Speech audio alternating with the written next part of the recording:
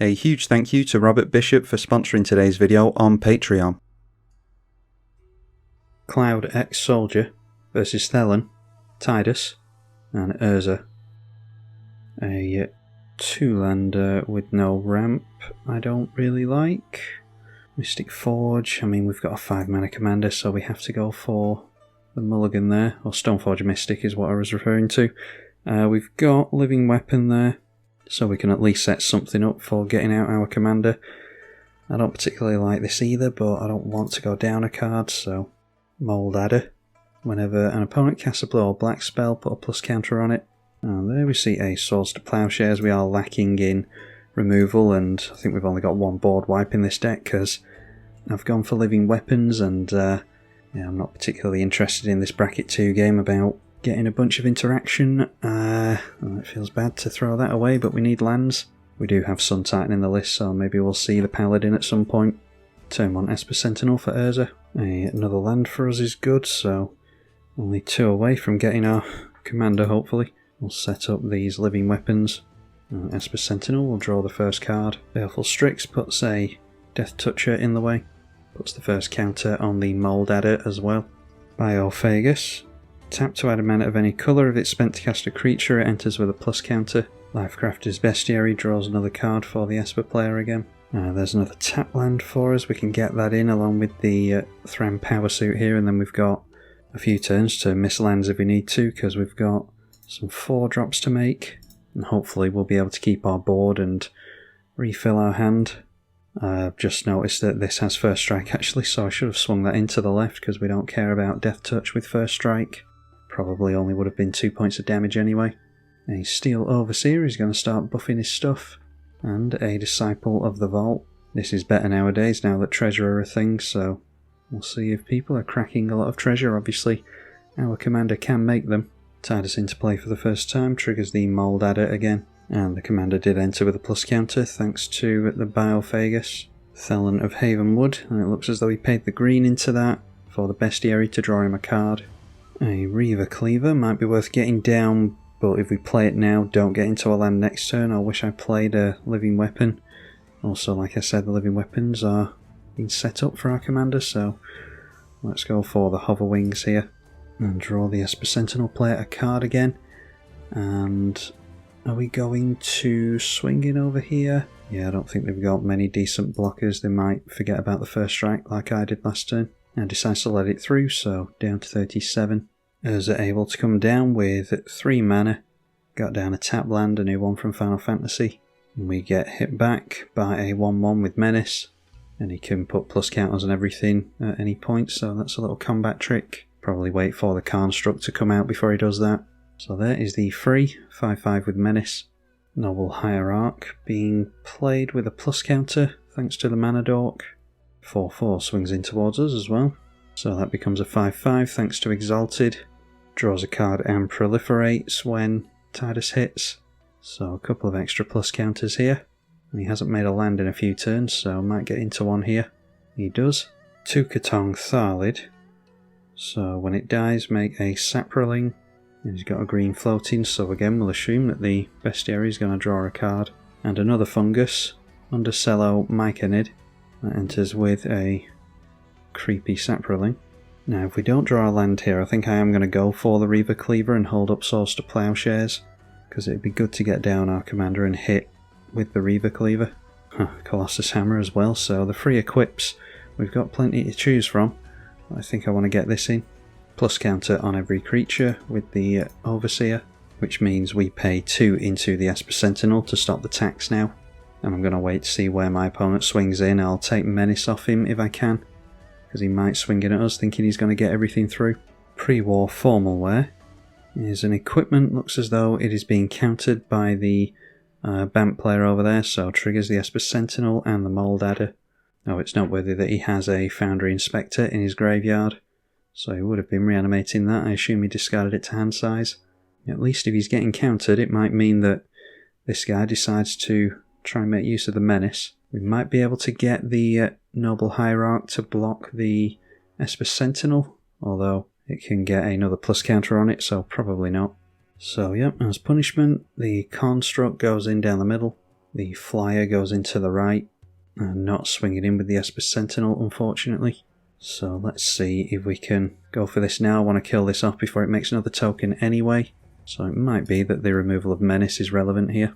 Esper Sentinel drawing a hell of a lot of cards this game. Then during Tidus's turn, the Arcane Denial is going to trigger, so 1 card for him.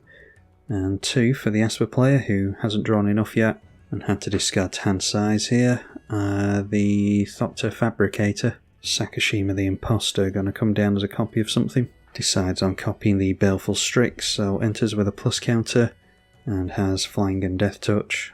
And again manages to get into a land with that. He's moving a counter from the Hierarch to the other mana dork here. And now Tidus is going into the left, so a 6/6 commander. And so he gets to draw a card and proliferate again, which is on all of his creatures now. Spore Flower, and again paying an extra mana, weird looking fungus. And down to 4 cards in hand, but there's a Realm Walker, likely going to bring this down as a fungus as well. So that means he'll be able to cast that tribe off the top of his library.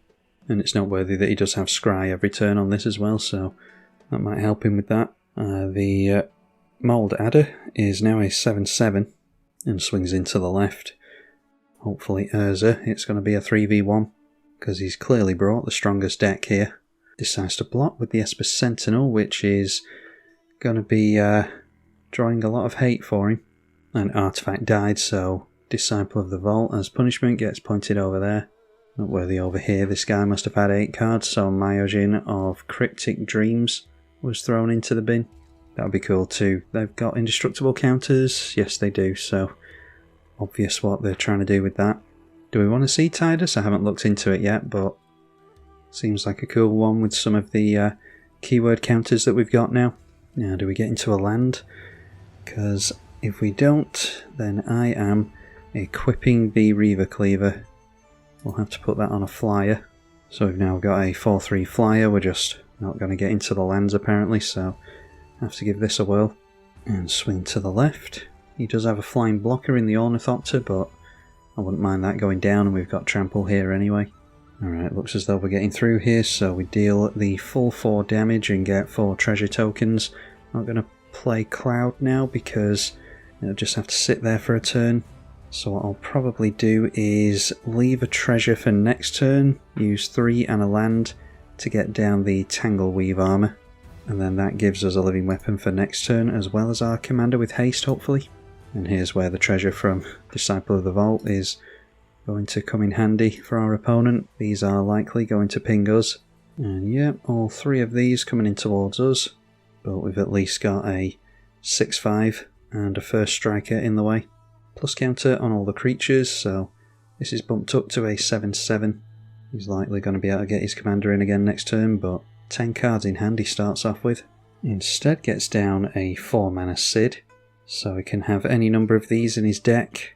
Artifact creatures and heroes you control get +1/+1 for each artificer. I'm guessing the commander is, yes, a human artificer. So that's another anthem. I think he can afford his commander for only 3 mana here, so likely to see that. And instead shows us a Phyrexian Metamorph. Didn't want to discard any cards apparently. Copies the Tidus so he can start putting plus counters on stuff. Or even more plus counters than he already has, so 1 onto the 9/9 Construct, 1 onto the Overseer. And decides to go for the Tidus, so he's removing, a counter from the Steel Overseer and putting it onto here, so that is now a 9/9. Or it's currently a 9/9, I should say. Yeah, so 1 on the Overseer, 3 on the Construct, and this probably comes in at us. Nope, he holds back, so hoping that he did get punished for attacking him previously. All 3 players attacked him, so that's good to try and slow him down. Fathom Mage is a great one. Whenever you put plus counters on it by any means, you draw. With Tidus's ability at the beginning of combat, removes a counter from a dork onto the Fathom Mage. Did enter with a plus counter thanks to spending mana from this. And when moving the counter on there, like I said, he will draw, so goes up to 8 in hand. Baleful Strix into the left, so he's not holding back his flying blocker anymore. And the 2 flying death touchers are going to trade blows apparently. So 2 artifact creatures go down, which means Disciple of the Vault continuing to ping, and he's spreading the love, punishing each player who causes the triggers in the first place, which is fair enough. Deathreap Ritual for the Saprolings deck, so we can potentially get 4 cards during every turn cycle, and swings the 10-10 down the middle. Okay, if we get into a land here, I'd be tempted to equip the Colossus Hammer, drawing into Sword of the Animist a bit late, but yeah, we're just sticking with the plan of Cloud.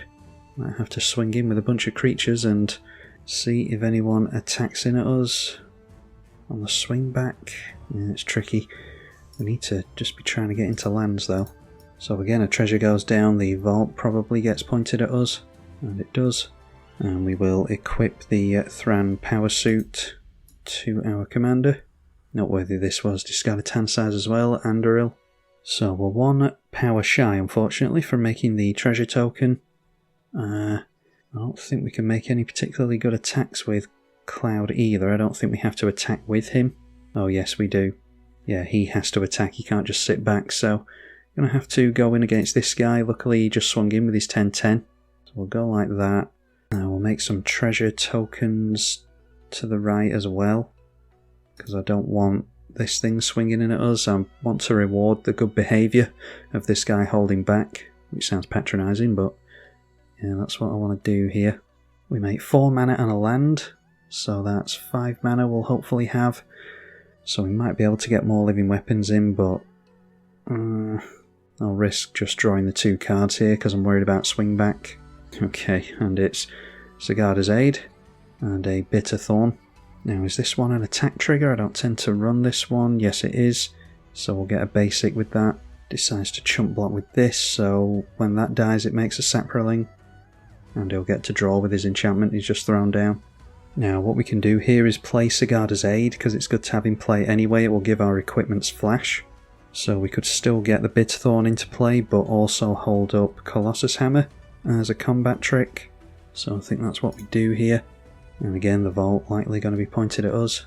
Ritual draws a card, and a plus counter on the artifacts with the Overseer, which includes the Tidus. That is an artifact thanks to it being a clone.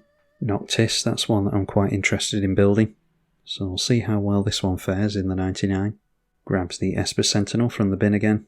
So goes down to 26 in order to play that. Plays the pre-war formal wear again. And these are coming in with finality counters on them, by the way, so they can only die 1 more time. A spore counter going on each fungus on the battlefield with the commander. So he's just paid 2 to do that, as well as exile this from the graveyard. And then with the Fallout card returning the Foundry Inspector into play, so going to make the artifacts cost 1 less. Noteworthy this is currently a 13-13. He would have had a lot more than these if it wasn't for that Source to Plowshares. Anyway, Tidus can move counters around again if he wants to. Now it looks as though another counter is being moved from here onto the big boy. And I'm not above going Colossus Hammer and equipping it onto this so that it can block. Although they would trade, yeah. So he can put another counter on it and make it a 15 powered creature, which would have the germ die. But now he's pulling back anyway. And again, deciding to pass, that's good. So it looks as though we're going to be able to get down the Bitter Thorn after all. Kami of Whispered Hopes will generate a lot of mana, but it will double the plus counters as well. And looks as though he's going to put, yep, Noble Hierarch counter onto the Evolver. And it'll be 2 counters that go on there, so he'll draw 2. Lulu this time. Whenever an opponent attacks you, put a stun counter on a creature that's attacking you. Can proliferate for 4 mana as well. So we're going to have to think twice before coming in here. I think it's this guy that we're looking to go after anyway. Evolution Sage to start proliferating. It's a counters heavy game, this one. Now I'm just wondering, do we need to get down the Bitter Thorn next turn? Maybe we can one-shot someone with Cloud. Probably not. This is a lot to re-equip. This is the problem with the living weapons, is that they cost a lot to re-equip. I'm just thinking maybe we could go for Nettle Seist or something like that with this. I suppose we could do it if we don't equip Reaver Cleaver. I was hoping to give this to some kind of evasive creature, but if we've removed flying from this, then it's not as good. Anyway, drops a bounce land and triggers the Evolution Sage for the first time. This thing now has 3 spore counters on it.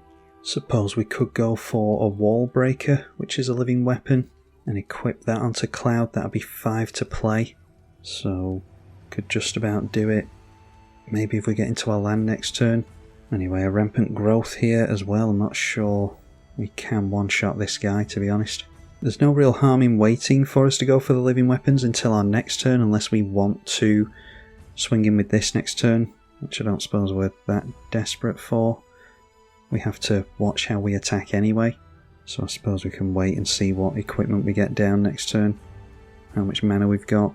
So now has 5 spore counters, the 17-17, I had a feeling he was going to do that. Yeah, we're just going to have to chump block there, annoyingly. And that means with this we've got First Strike and Trample available. And a creature did die, so the ritual will draw. Now then, what are we going to be able to do on this turn? Finally, see another land. So turn 8 and we've got 5 lands. So fighter class takes us into Sword of Feast and Famine or something. We can untap the lands and still do stuff. Might just be what we have to do, because we'll at least be able to get an indestructible in the way. And that means that we're not drawing cards with Cloud, but we just have to hold back blockers anyway, I think. Yeah, I think I've got a good excuse to swing in at this guy now, which hopefully means that the other players leave us alone. So let's go fighter class, and I'm just going to have to ignore the Cloud this turn, unfortunately, since how the game hasn't gone very well for us with regards to mana. Steel Overseer adds more tax to Esper Sentinel. And let's see here, we do have the Wall Breaker, so on a flyer we could still make a bunch of treasure. Is that better than just untapping lands? We'd have a +2/+2, so that's 6. And then 16 with this, hits twice, is 32 to get rid of this guy. Why don't we go for that instead, because we'll make a lot of treasure in the process as well. I'm taking damage to these treasure, but we're only going to crack the other ones once this guy's gone down, I think. Assuming that we get hit with this Rebel token. Now, how is this worded? If it's the first combat, each attacking creature is untapped, so we could swing in with this just to untap it and still get the card draw, which is probably what I'll do, and just hope that this guy chumps it. I'm not sure the vault was pointed at us then, actually. Maybe it was. Okay, so Sigarda's Aid. We have to do this in order, actually, don't we? So Sigarda's Aid resolves last on here, and then we see the Mirrodin token come down first. That's important. So the Mirrodin token comes down equipped to it, and then Sigarda's Aid afterwards. We keep the Rebel token, say yes, and then I'm going to swing in now. I'm not going to equip the Colossus Hammer straight away because I want less chance of this guy scooping, because somehow Magic Online you don't deal the damage once someone's scooped, which shouldn't be the case. So we'll risk taking Cloud into the right and the Flying Rebel token into the left. And that means that Cloud will draw us a couple of cards. The Wall Breaker is going to give us the extra combat. And that means Cloud is still attacking, but it will be untapped here, ready for blocks, assuming it survives. And I'll prevent all combat damage. Damn it. Well, there's that. We're untapping the creatures at least. So, like I said, at least we get to untap. We'll draw some cards regardless. And there we see another living weapon. We've got a land as well. I think we're still just holding up the Colossus Hammer. And it looks as though this one is going to be a giant pain for us then. If he's going to be using it so fruitlessly like that. I mean, I suppose he's stopping us from making treasure, but I don't know. We need to start seeing players go down, I think. And it's not as though Cloud was all that much of a threat to him. I think I would have kept hold of those counters so that he could have protected himself against an actual one-shot. But we'll see if it pans out for him. That could have been a very good turn for us. No point attacking in on the second attack phase either, because we are not going to see any damage. Urza finally back into play again to give some menace. So we could have had the Esper player down here. We'll see how much damage he deals. He's probably going to come in towards us this turn. The Lunar Whale. Look at the top card any time. If you attack this turn, you can play the top card of your library. And then he's still got hold of the Tidus over there. So moving a counter onto Noctis this time. Noteworthy that Noctis does have lifelink. And he's down to 23, so he might be getting a bit worried about his life total. And again, he's just passing through the turn, the difference being that he will get another construct this turn. And that just slams down as a 12-12 with Menace. Looks as though this guy is going to be able to cancel out combat damage again because he'll get another spore counter over on this thing. Maybe if we don't attack him he won't do it, but I don't know. He could have just chumped our cloud previously, so not really sure if he's going to use the fog or not just because he's got it. There's 3 counters on this Kami, by the way, and Lulu is about to proliferate, so everything will get twice as many plus counters on it. Won't just be 1 added, it will be 2, which means he draws up to 9 cards in hand. 6 mana added by Kami. And there we see Knights of the Round.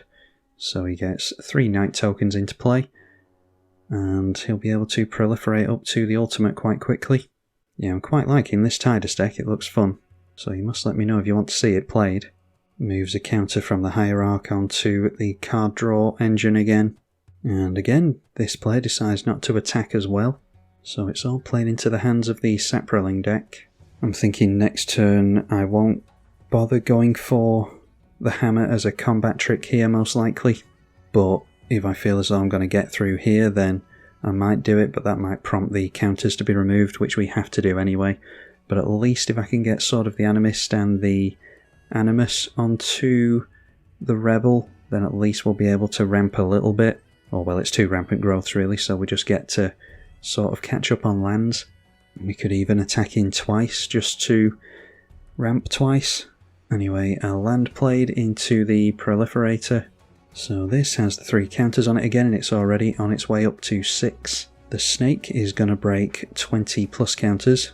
There's been hardly any removal all game, which I don't mind once in a while, and you kind of expect it in a bracket 2 game, but like I said before, the game does actually have to end at some point as well. So it's a bit of a balancing act.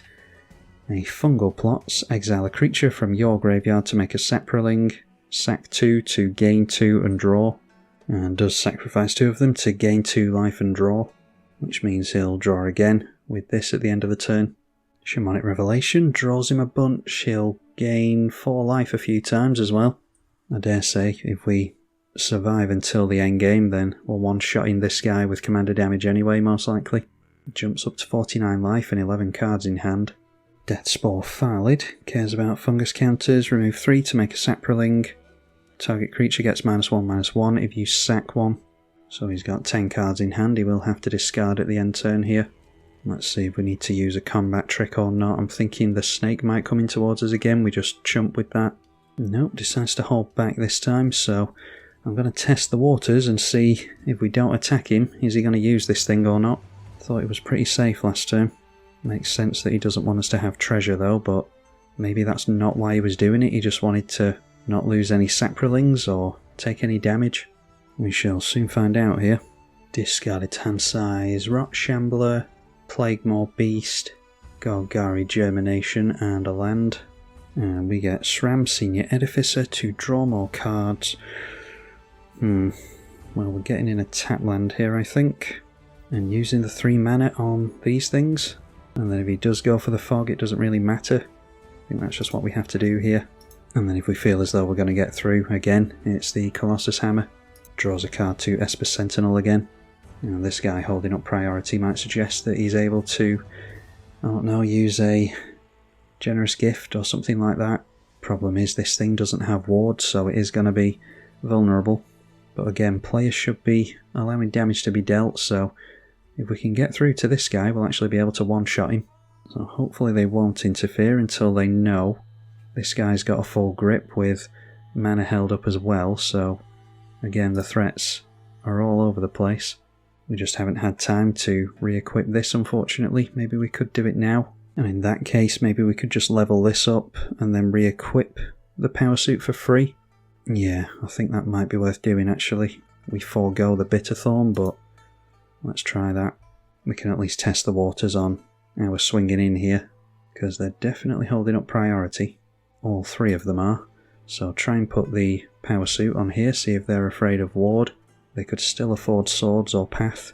But that bumps this up to a 12-11 with flying and trample. So let's see, 2 attacks without the Colossus Hammer will take either of these players out. I think I want to swing in down the middle, because I'm worried about that Saga over there. And I think it's more likely that the Esper player would have some kind of control in his hand.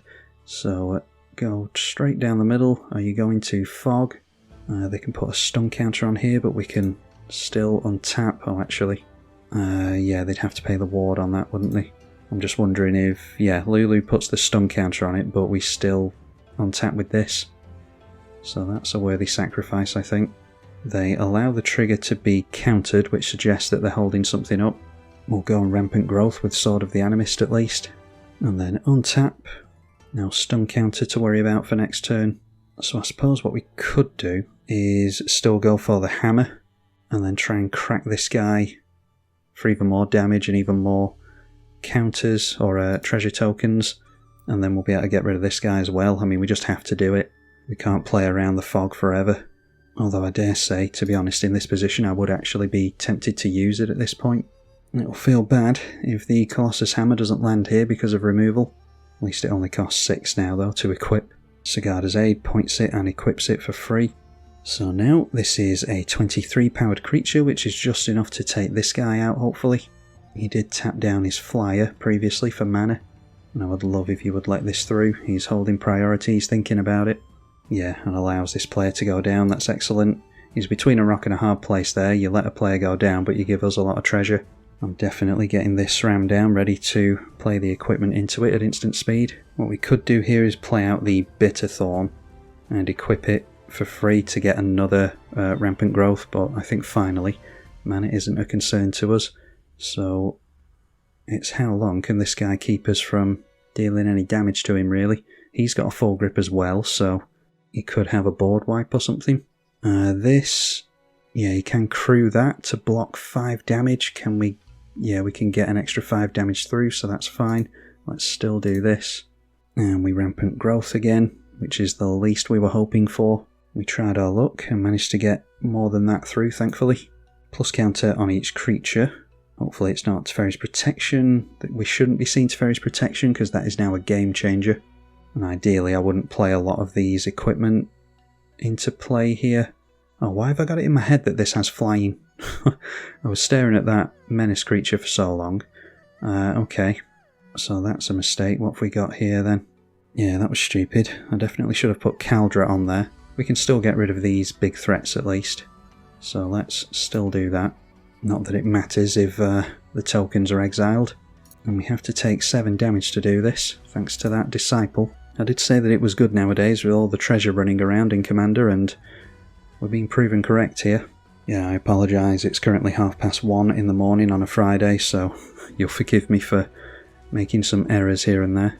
But I think this has been a fun match regardless. We haven't quite seen as much from the Commander as I would have liked, but we've swung in a few times and drawn some cards, so we'll just have to try it out again and hope that the board state doesn't get completely gummed up like it has here. Like I said before, it's good to see some less interactive games here and there though. Everyone gets to do their thing. So all of this pointed at us. I'm simply doing this to get indestructible on the creature. Although, would we rather lose this? Because we're not getting any damage through anyway. No, we can exile both the tokens here because we can deal lethal damage to the 1919, so it is relevant. The damage thing is relevant after all, even though they're only tokens, because we only have to deal damage. We don't have to hit them for lethal. So we will go for Sigarda first, onto that. Living Weapon will come in and the token won't survive, unfortunately. But this Rebel token will.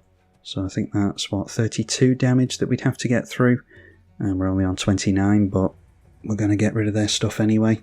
So kill one of them off, the Rebel token will exile the other one. And that is 2 artifacts going down, so we likely take 2 to the Disciple again. I think most of our damage has come from that. He now doesn't have any tokens from the Urza at least. There is a 9-8 with Menace here. The Menace could hurt us. And now it's through to the main finally, so get SRAM down. Take even more damage. And we're just holding on to our equipment here. We can draw cards and maybe chain off a little bit, getting more and more equipment in. Probably be a good idea. Just thinking of maybe equipping up this Germ token. Let's go for the Power Suit onto there first. Thinking of getting the Caldra onto there at least so that we can make good blocks. So let's do that for 5 mana. Might be being a little bit reckless with our life at this point. I'm hoping that we can get into Shadow Spear at some point, but this next turn cycle is going to be very tricky. Could even be an idea to equip this and give flying, because this thing's quite big as well. Oh, I wasn't misremembering, it does have flying from this. It's the hammer I'm forgetting about. The hammer stops it having flying. And I know that because this card has been out for years and I just brain farted. Alright, I'm going to give this thing flying and not hand the hammer over to it. So we take another damage, but I think it's well worth this thing having flying just to make it a better blocker. And we will leave it there at 12 life. But if we get these two things into play, we'll take 6, but it might be worth it for double blocking a big menace. The fighter class has done a lot of work for us there with freeing up some of the equip costs. I suppose I might as well have got an extra buff with the Sword of the Animist, equipping that for free. But we've now got a First Strike, Flying, Haste, Indestructible Trample with Ward 2. And it seems as though the Esper player doesn't have any kind of interaction in hand. I'm sure he would have used it there. Cycling a Sid in order to draw a card. Crewing the Lunar Whale. This is why I wanted flying. So is he just going to try and menace his way through to us? Plus counter on everything, seems as though that's his plan. Plus counter being moved from Esper Sentinel onto Noctis, we assume. Again, that lifelink potentially coming in handy. Tidus lives on in Spirit, which is quite apt if you've played Final Fantasy X. Yeah, really unfortunate that we don't have removal for this, because the Menace is what's going to get us here. So we've got a 7-9 Flying Menace and an 8-10 Flying Menace. And of course, when I equipped this up with flying, it didn't matter, did it? Because we can't block one flyer anyway. So is this must be lethal, surely? Yeah, more than lethal. So let's see what we draw into. We might as well play the Bitterthorn first. And we'll lose 6 life doing this, like I said before. But we will draw to the SRAM. Our opponent will draw to the Esper Sentinel. Alright, and it's another weapon.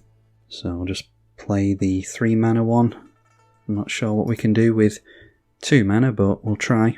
Consider putting Disciple of the Vault in your decks, apparently. As well as some actual spot removal, of course. Which is what we are lacking at the moment. So we draw again. And just a land, which is an ironic way to end the game after all those turns of waiting to draw into lands. So yeah, looks as though we're going down here. I'm quite happy with how that game panned out for us in the end, because we were struggling on lands for so long and we didn't keep all that great an opener either. At the end of the day, it shows you what we're looking to do in this weaker bracket 2 list, so yeah, it doesn't matter what we do with Sigarda's Aid. So if you do want to see this one again, then you must let me know. We'll try and do better next time. I think if we got into mana sooner, we could have gone off at a reasonable pace, maybe taken someone out by surprise. Just need to remember that flying clause next time on the hammer. Totally brain farted there. I haven't seen these hero tokens yet. That's what this hero token looks like. Is that Final Fantasy XIV? Anyway, I'm thinking that the game won't last too much longer, because all the Esper player really needs to do is keep the fog effects at bay, unless this is turbo fog on the slime, we just haven't seen it yet. I'm thinking that the massive artifacts are going to be able to smash through. This was always the most powerful deck at the table, I think. Urza's very good. One of my favourite commanders in recent memory. So Tidus deals the damage to us, we go down to -9. And proliferates onto all of his artifact creatures. So holding back a 12-11. This is now a 7-6 lifelink. The clone is an 11-11. Artifacts have menace, of course. Esper Sentinel, a 7-7. Packdoll Terror. Whenever this or another artifact you control enters, drain each opponent for 1. And another construct, a 15-15 menace enters play at the end there. He also snuck down Voyager Quick Welder. Artifacts cost 1 less. Didn't realise from the previous set that we had another one of those effects. More the merrier, I suppose. Now it looks as though he's going to be able to get 2 fogs off with this, because this jumps up to 5 counters at the upkeep here, and then he'll likely proliferate onto it with the Evolution Sage. And he does indeed get to proliferate, so a bunch of counters getting thrown around. 8 cards in hand here, both opponents have 4 grips. And we see activated with the commander, a spore counter goes on to everything. He exiled the Rot Shambler. And a Kindred Dominance. Destroy all creatures that are not of the chosen type. It might be likely that we would have seen that next turn anyway, so yeah, that probably would have been near enough the end of the game for us, unless we managed to hold on to a bunch of treasure. And he did have Swords to Plowshares, he just knew that he didn't need it, so he could have paid the ward on our thing. So yeah, no matter how things played out, even if we'd managed to get through with flying, I don't think we were ever going to get through to this guy, and then it was always going to be a swing back, so that makes me feel better. That our opponent was always going to be able to fight back as we thought he might have been able to. He jumps up to 70 life because the Mould Adder was sacrificed or exiled, and that was obviously massive. So this would be a great turn up for the books if this guy with his fungus deck manages to squeeze through here. I think I mentioned previously that the spore counters are irrelevant. I meant that they're irrelevant with regards to abilities like this on creatures like the Realm Walker. Obviously they're relevant when the commander's in play because he is giving buffs +1/+1. This is an Elf Druid, which is, yeah, I always thought that that was the weirdest thing that they did with fungus. Some of the best commanders for it aren't fungus, which I don't understand why they do that with tribes. Make the commander not the tribe it belongs to. So with Kindred Dominance he has to blow up his own commander and can't get it out here. So they all lose the big buff, which would have been a nice alpha strike. A lot of artifacts went down there as well, so he's going to have to tap a decent amount of mana into Urza. That's died twice now, I think. But there's still 3 artifacts in play at the moment. Funny that we got to turn 10 before seeing the first board wipe. So only dealing 4 damage here, but gets him down to 20. And draws a card at the end of the turn. Discards a land to hand size. Now with 8 cards in hand and not an incredible amount of mana, can the Esper player rebuild quickly enough? He just flickered his formal wear somehow. Oh, ghostly flicker. So he gets to have this re-enter, and that means that it will reanimate a Voyager Quick Welder. So 4/6 Vigilance makes artifacts cost less, which allows him into a Void Rend. And that blows up the Death Spore Tharlid. Curious that he didn't go after the Spore Flower here. Gets down a Bronze Guardian, that's pretty good going. Double Strike's going to be difficult to get through. And then Cruise, the Lunar Whale. It might be, like I said, with a full grip, he can get this thing out of the way and still deal a decent amount of damage with the fungus that remain. In fact, he could one-shot him with a bit of luck. All he needs is spot removal and to replay his commander, which I think costs 4. So yeah, being very aggressive with the vehicle there, I think. Decides to prevent that damage. Why would you prevent that? He's at 63 life, and as far as I'm concerned, wasting that on the 5 damage that he's taking. The creature died, so the ritual draws. Obelisk of Erd. He's going to give +2/+2. He's just hard cast that for 6. So I'm assuming he gets his commander down here and he's just trying to go wide. And I think it's safe to assume that he's not going to use any spot removal. Now this thing has 5 toughness, so if it gets the commander down it probably can't block without dying. Yep, gets that down again. So we need to keep an eye on the toughness here. It's a 9-10, a 7-8, and a 10-11. So this can take something down with it. They are going to have to block here. So this is a good thing to force our opponent to get rid of. Yeah, they can block the 10 power creature and take 16. And decides on blocking the 9-10. So that means he's going to take 17 damage. But it also means that that thing goes down. It will create a Saproling token, but without the spore counters on it, that doesn't really matter. This is the benefit of having a game where there's hardly any interaction and board wipes. It gave this commander a million years to build up all the fungus and spore counters, which puts him in a great position here. Again, draws at the end of the turn, and discards Farseek, and 6 cards in hand, down to 3 life, but he's not out of it. He could easily flood the board enough to make chump blocks here, but how long can he chump for is the question. Throws out a Joyous Familiar, making his artifacts cost less. A Noxious Gear Hulk is exactly the kind of thing he needed. So does he blow up one of the big fungus? I think I'd be tempted on that. Yep, finally gets rid of the fog. So remove the counters now. Might as well negate some damage. Unless you want to encourage him to swing him with this. So it has vigilance anyway, so... And he does fog with the Spore Flower. and that has bumped him up to 8 as well, which could be relevant. He's shown us that he does have some flicker shenanigans in the list, so could remove more stuff and gain more life with this thing. Yep, there we go. Momentary blink, and it has flashbacks, so he's going to be able to gain a chunk more life by blowing this thing up. And just like that, he's straight back up to 19 life, still with access to the flashback for 4 mana. And this time decides not to swing in with the whale. This is the turn that I actually would have swung in with it and tried to start knocking down that life total. Draws to the ritual. Tharlid is another fungus, but they're going to take a hell of a long time to catch up here now. They've got the life though. We see a Maskwood Nexus as well, which I'm sure our opponent would have wanted to get down long before now. That would have saved him with that one-sided board wipe. And then went for an activation with his commander. So he's activated his commander a few times here, exiling the Mold Adder, Plaguemaw Beast and Deathspore Tharlid.